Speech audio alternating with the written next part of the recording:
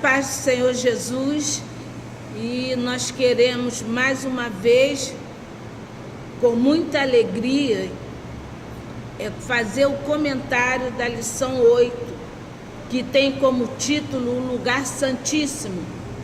O texto áureo está em Hebreus capítulo 9, versículo 3, que diz: mas depois do segundo véu estava o tabernáculo, que se chama o Santo dos Santos. E a verdade prática, pelo sangue de Jesus Cristo, o véu da separação foi rasgado. E hoje temos liberdade e confiança para entrar no trono da graça de Deus. Mais uma vez, se reportando ao tabernáculo, que é o assunto desse trimestre, e eu fico assim já com saudades dessa revista. É uma revista, se todas as outras a gente tem guardado com carinho, essa daqui muito mais, pela riqueza de ensinamento que nos traz o tabernáculo. E tudo pontando, tudo se reportando, tudo voltado para a obra redentora do Senhor Jesus. No início do tabernáculo, nós vemos que o primeiro elemento que o pecador se confronta é com o altar do holocausto, não é não, Marcos Paulo? Bom, deixa eu só fazer um parênteses aqui. Eu sou a Sônia, professora da escola dominical, e está conosco o nosso diácono Marcos Paulo, professor também, que a gente tem o prazer de estar dividindo a lição de hoje com vocês. Então, irmãos, como nós estávamos falando, que a obra redentora do Senhor Jesus começa logo na entrada, no pátio desse tabernáculo, que é todo o espaço, né? Todo o espaço que nós chamamos de tabernáculo. E então começa ali no altar do holocausto, que é onde se queima a carne, não é? Ali é o altar do sacrifício. Depois de ter passado por ali, oferecendo o animal como sacrifício pela expiação do nosso pecado, e ali já começa essa obra redentora. Primeiro é o perdão dos pecados pelo derramamento de sangue. Começa ali, e o mais interessante, que vai terminar no lugar santíssimo. Para chegar a esse lugar santíssimo, meus irmãos, tem que passar pelo altar do holocausto. Tem que haver o derramamento do sangue. Sem o derramamento do sangue, não tem remissão. E então, chegando ao lugar santíssimo, toda a estrutura desse tabernáculo, as cortinas, a disposição dos elementos, o significado de cada elemento, tanto da entrada, a começar pela porta, que é a única porta, e o Senhor Jesus diz que Ele é a porta. Se quiser chegar ao Pai, não tem como, se não for passar por Ele, se não for a Ele, né? Senhor Jesus, ninguém vai ao Pai a não ser por mim. Palavras do Senhor Jesus Cristo. E quando chegamos a esse lugar santíssimo, que é o lugar da plenitude da presença de Deus, olha, meu irmão Marcos Paulo, eu chorei de ver a riqueza, o conteúdo, o ensinamento que esse lugar santíssimo nos traz. E o nosso irmão Marcos Paulo com certeza vai dar continuidade, porque vem falando também do véu, né? Vem falando do véu, o véu foi rasgado, e hoje nós temos a liberdade de entrar neste lugar santíssimo, de chegarmos à presença de Deus pelo o sacrifício, pelo derramamento do sangue do Senhor Jesus Cristo. Eu quero cumprimentar a todos com a paz do Senhor Jesus. Quero louvar a Deus por mais essa oportunidade que Ele tem nos concedido de meditarmos na palavra do Senhor hoje pela manhã, falando acerca do lugar santíssimo. Nossa irmã Sônia bem colocou aqui a ideia de progresso que o tabernáculo mostra para a gente. Tudo começa lá na entrada, simbolizando as colunas do Evangelho, passando pelo altar do holocausto, apontando para o nosso Senhor e Salvador Jesus Cristo, o sacrifício de Cristo, passando pela pia de bronze, entrando dentro do lugar santo e agora chegando até o lugar santíssimo, que era o lugar mais íntimo, o lugar mais importante de todo o tabernáculo. Ali no átrio era sempre um serviço diário, constantemente estavam se oferecendo sacrifícios, constantemente havia ali a movimentação dos sacerdotes e dos ofertantes que vinham até o altar oferecer os seus sacrifícios, na pia de bronze também. No lugar santo, um pouco menor esse movimento por ser um lugar apenas de acesso aos sacerdotes que ali trabalhavam diariamente também, oferecendo ali no altar do incenso, trabalhando na limpeza, na manutenção daquele lugar. Mas quando nós falamos de lugar santíssimo, o santo dos santos, nós temos a ideia de que era algo diferente, era algo particular, era algo íntimo, era algo mais aconchegado, e somente o sumo sacerdote, uma vez por ano, entrava dentro daquela sala. Irmãos, nós estamos falando de uma vez em 365 dias aproximadamente. Era um momento em que ele entrava, e eu fico imaginando como eles não deveriam esperar por esse dia, esperar por esse momento, a preparação que ele tinha, e como ele entrava e depois só imaginava agora só ano que vem.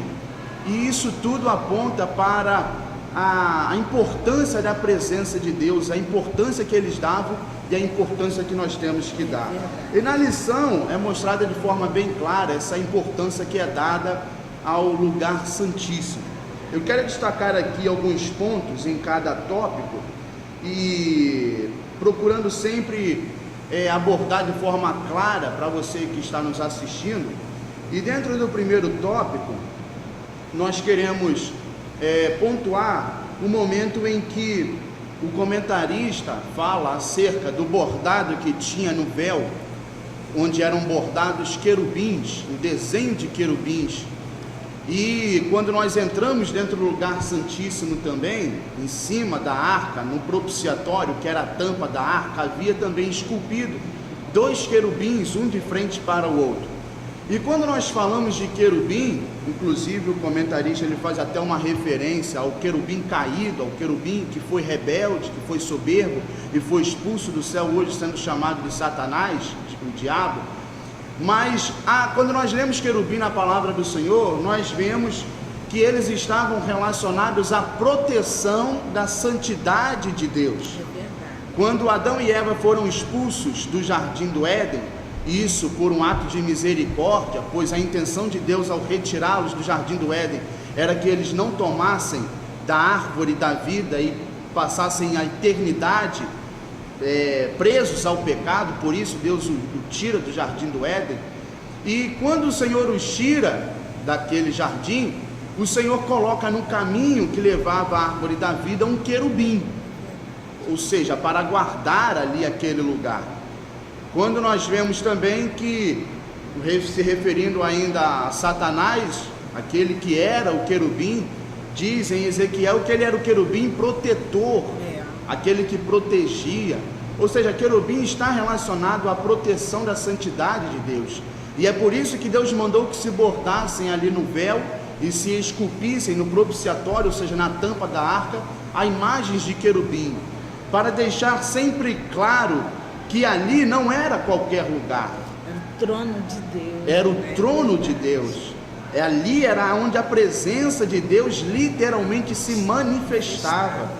E quem estava de fora, quem estava no lugar santo, ali na primeira parte, que olhava para o véu já via o querubim, e o querubim lembrava isso a quem estava ali do lado de fora, os sacerdotes que estavam do lado de fora, que ali dentro habitava a presença de Deus.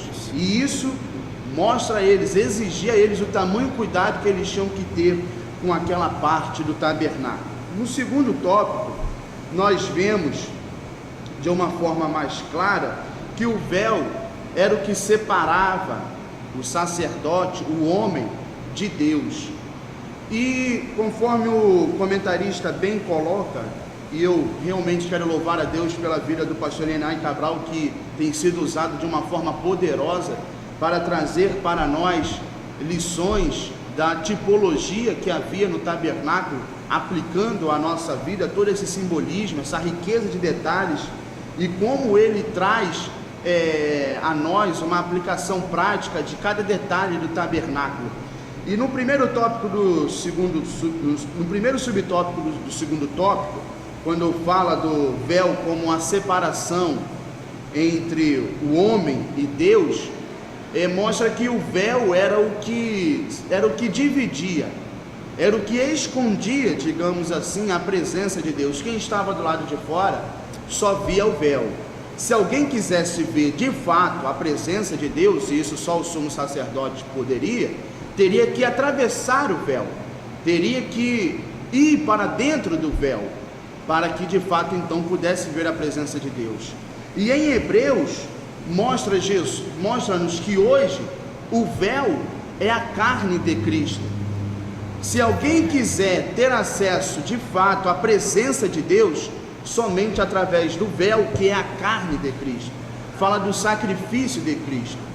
Interessante que para você chegar ao lugar santo não tinha outra porta, não tinha outra entrada, não tinha janela, não tinha nada disso. Se alguém quisesse entrar, deveria ser pelo véu. E hoje não há outro modo de se chegar até Deus a não ser reconhecendo o sacrifício de Jesus Cristo.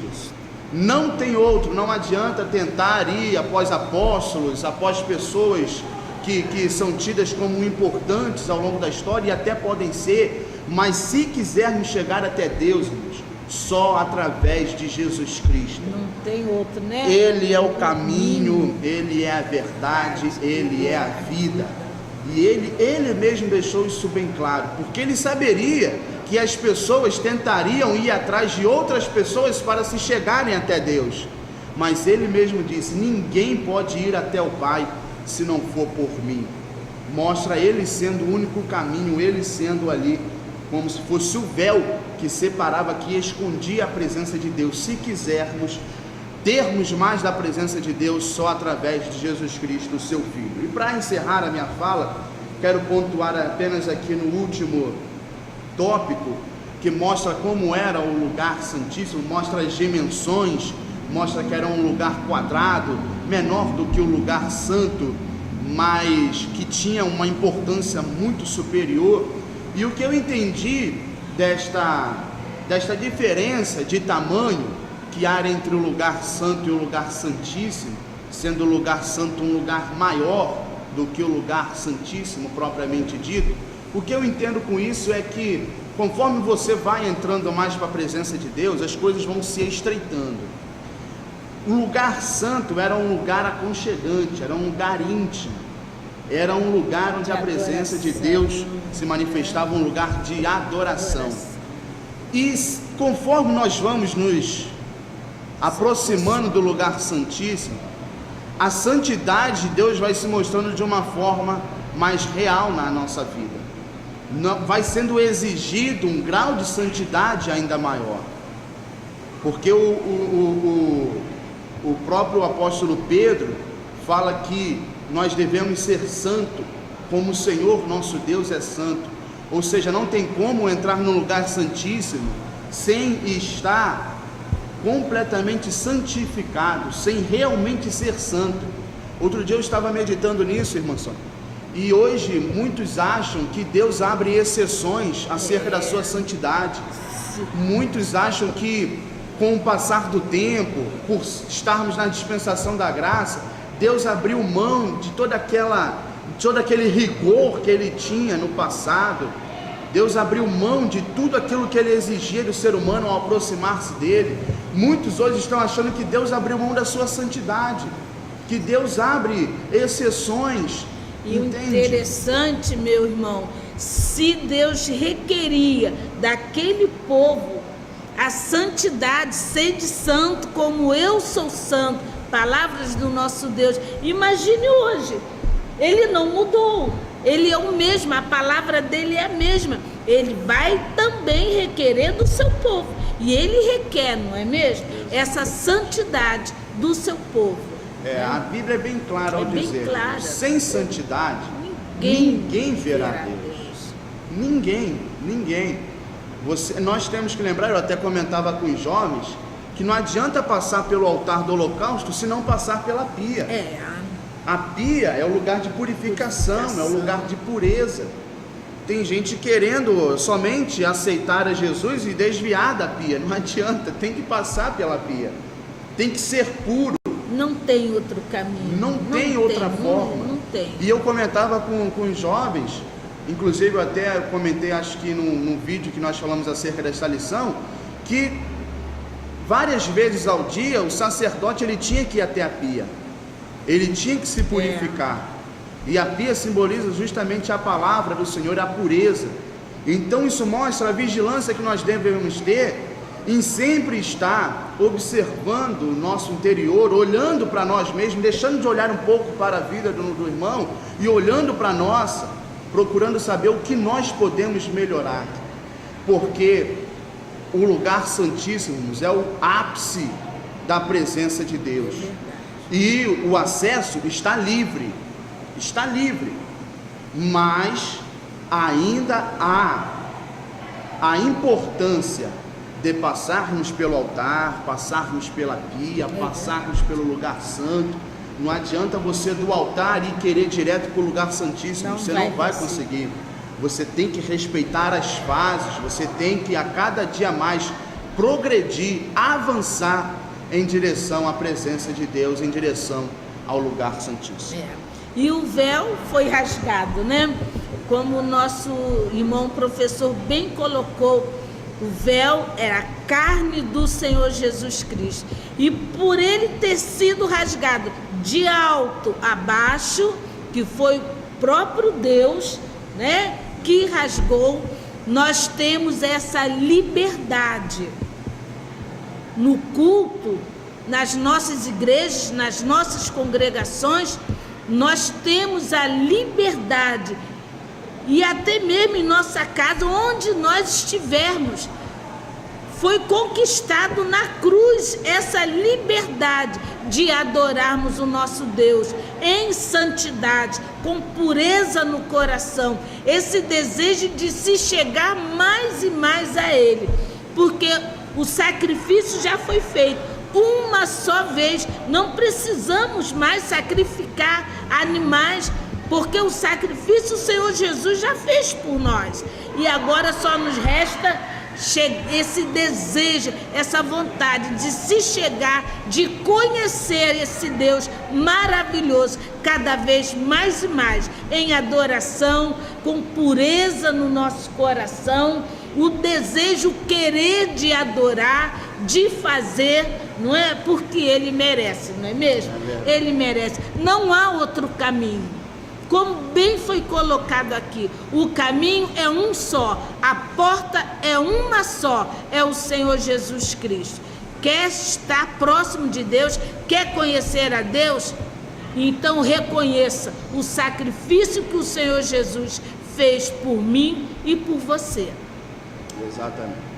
E é assim que nós encerramos este vídeo de hoje, meus amados irmãos, sempre orando para que você tenha este desejo de entrar, de chegar até o lugar santíssimo na sua vida espiritual, porque é a vontade do Senhor para as nossas vidas.